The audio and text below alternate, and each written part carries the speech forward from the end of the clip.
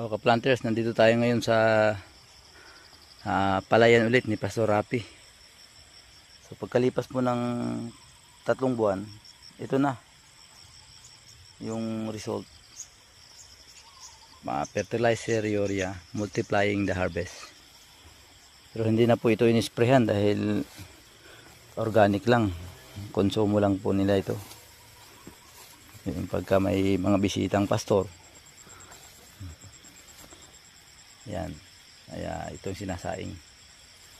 Grabing sipag mag-ama, napakasipag po nila.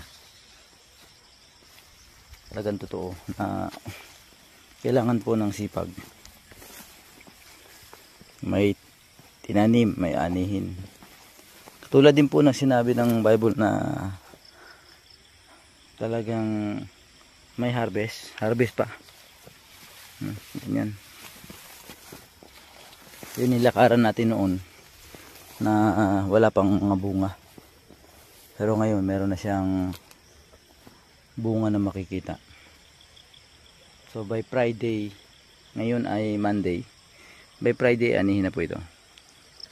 Congratulations Pastor Rap. And then yung tubo naman, nantay lang na maging mainit, anihin na rin. Palay tubo. Tapos yung mga baboy kanina, i-harvest na nila. Sipag talaga.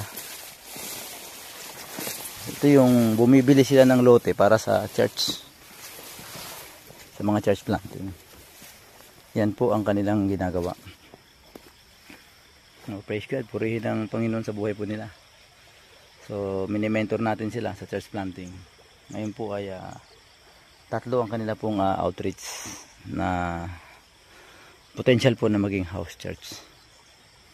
Purihin ang Panginoon, hindi po sayang ating pagpunta dito sa Negros, sa Bayawan, Dawis, dahil meron tayong mga product o bunga na nakikita po. God bless everyone, ka-planters. Sipag lang po ang pukunan at puso.